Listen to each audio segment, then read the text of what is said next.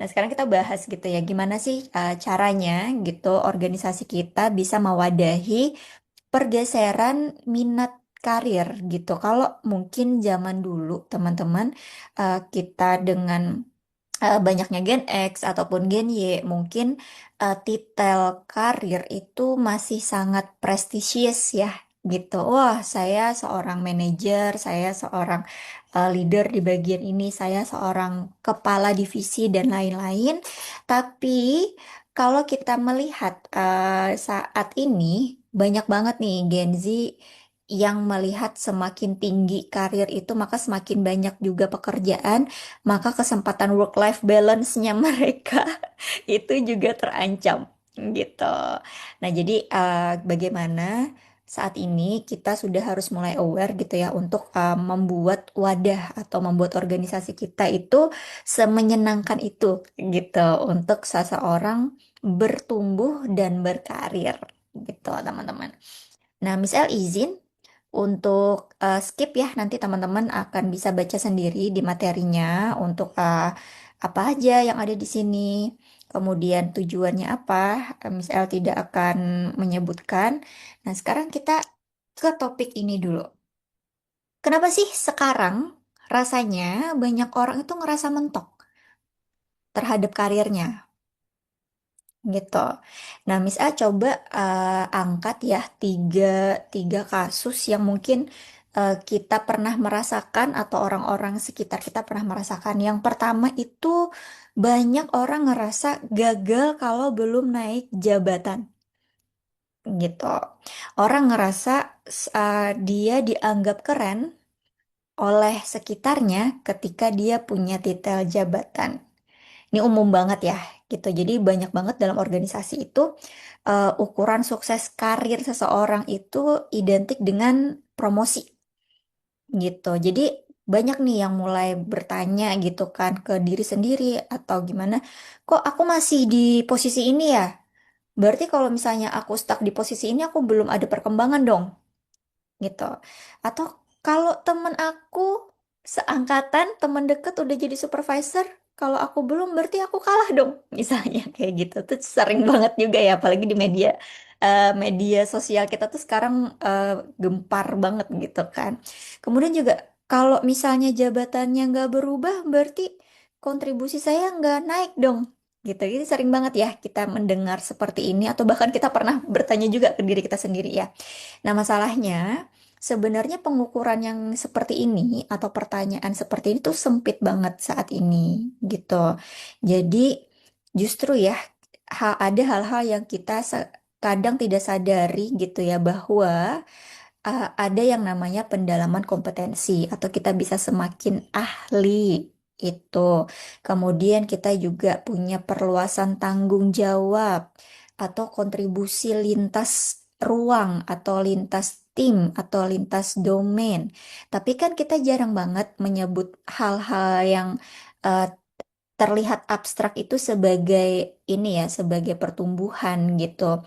Yang kita lihat itu adalah kamu titelnya apa sekarang, kamu jabatannya apa sekarang gitu.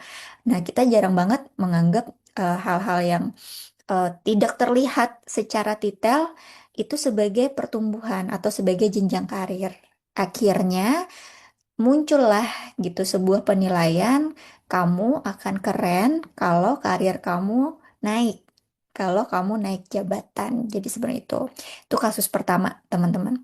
Terus ada juga kasus kedua yang sering banget Miss L hadapin gitu ya, atau Miss L lihat di lapangan adalah ada spesialis, individu yang memang spesialis, yang dia passionnya menekuni satu bidang itu sampai sampai bisa dianggap sebagai konsultan oleh organisasinya karena melihat pertumbuhan itu hanya berdasarkan jenjang jabatan, dia dipaksa menjadi manajer.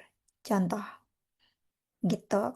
Nah, seperti yang kita sama-sama tahu bahwa kalau misalnya jenjang manajer itu kan berarti kita mengurusi banyak hal, mengurusi hal-hal yang berupa strategi lagi, bukan teknikal. Nah, justru ada loh beberapa orang yang dia itu nyamannya memperdalam sesuatu dan tidak dan tidak terpengaruh atau misalnya tidak tidak ingin juga dengan jabatan titel itu, tapi karena perusahaan melihatnya kalau mau lebih bagus berarti ya naik naik jabatan gitu. Akhirnya dia ngerasa bingung. Dia terbiasa dan cinta dengan hal-hal teknis sampai mendalam, tapi harus mengurusi hal-hal yang bersifat strategis, misalnya kayak gitu. Nah, akhirnya dari sisi individu dia ngerasa stuck. Dia nggak tahu harus kayak gimana. Dari sisi organisasi juga ngerasa, wah, salah nih aku menunjuk orang ini untuk jadi manajer. Ternyata dia nggak punya kapabilitas di sana. Gitu. Itu kasus yang kedua, sering banget teman-teman. Terus yang ketiga, kerja lintas fungsi. Itu sering banget tidak dianggap di dalam sebuah organisasi. Gitu. Ah, gini teman-teman. Ketika ada satu individu berada di dalam satu rumah, atau kita bilangnya satu tim, kalau di saya bilangnya rumah ya, terus dia memang sudah terbiasa berada di dalam rumah itu. Kemudian dia diberikan tanggung jawab untuk bisa berkolaborasi dengan rumah lain. Ini sebenarnya sebuah pertumbuhan yang luar biasa juga, gitu. Tapi seringnya organisasi tidak melihat itu sebagai sebuah pertumbuhan, gitu. Nah, ini di dalam sebuah kegiatan yang lintas fungsi itu kan banyak banget skill yang diperlukan. Koordinasi, pemahaman terhadap banyak konteks, ya kan? Kemudian kemampuan menerjemahkan bahasa rumah satu dengan rumah yang lain, ya kan? Kemudian juga bagaimana dia bisa mengintegrasikan cara kerja rumah satu dan rumah yang lain. Gitu. Ini sebenarnya juga salah satu bentuk pertumbuhan yang kita bisa akomodir di dalam sebuah organisasi. Gitu. Nah, kadang kita di lapangan itu ngerasa, ya, ya kamu harusnya bisa dong berkomunikasi, kamu harusnya bisa dong berkolaborasi gitu. Padahal banyak loh yang harus disiapkan ketika mereka itu harus siap gitu ya untuk berkoordinasi dengan rumah yang lain. Nah, ini proses-proses ini sebenarnya juga salah satu bentuk pertumbuhan, teman-teman. Jadi, yang kami mau angkat di sini adalah karir itu tidak selalu tentang jabatan, tidak selalu tentang titel gitu ya. Walaupun itu juga penting, kita tidak menutup mata bahwa banyak juga individu-individu yang merasa kalau misalnya jabatannya bertambah makin banyak itu makin keren ya. Itu juga termasuk karir, tapi banyak banget karir-karir di luar itu, kita teman-teman. Sekarang ini tadi yang kita bahas gitu ya. Jadi banyak banget nih dalam organisasi yang memaknai kata maju itu di dimaknai dengan naik jabatan, punya bawahan lebih banyak, titel yang lebih tinggi gitu ya. Tapi sebenarnya ada nih yang lebih keren untuk kita bahas gitu di sebuah organisasi atau perusahaan. Yang pertama, apakah saya menjadi lebih matang dalam kontribusi? Gitu. Sebenarnya saya pada hari pertama kerja sampai sekarang itu kontribusi saya melebar atau tidak, makin banyak atau enggak gitu. Nah, ini yang kadang kita lupa gitu ya. Kadang ada loh orang yang naik jabatan tapi kontribusinya juga malah makin menurun. Ada gitu. Terus pertanyaan kedua, apakah saya nih makin mampu gitu menangani masalah yang lebih kompleks gitu. Masalah lebih kompleks biasanya masalah yang di luar dari job desk kita. Masalah yang menuntut kita untuk bisa mengintegrasikannya dengan pihak-pihak lain. Seperti itu. Atau masalah yang di level strategis. Mampu nggak kita? Ada nggak perubahannya gitu. Kemudian, apakah saya makin kuat dalam keahlian utama saya? Ini juga sebuah pertanyaan yang kadang kita terlupa gitu ya. Misal gini, Miss A sebagai admin, contoh.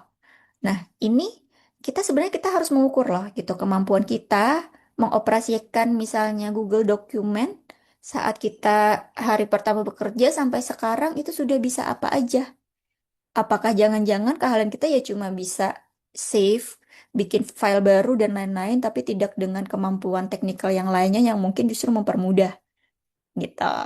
Terus, apakah saya makin mampu bekerja lintas ruang gitu? Ini pernah nggak kita mengukur gitu di dalam perusahaan? Pernah nggak mengukur satu individu dia bisa nih di dalam rumahnya, tapi dia bisa juga nggak di rumah yang lain? Gitu. Kalau misalnya teman-teman sekarang kayaknya zaman-zaman anak muda itu sering banget nonton podcast ya. Kita udah banyak banget podcast membahas bahwa pertumbuhan itu tidak selalu ke atas tapi juga ke samping. Nah, jadi kalau kita ngomong tentang titel, jabatan, itu pasti kita ngomong tentang karir ke atas.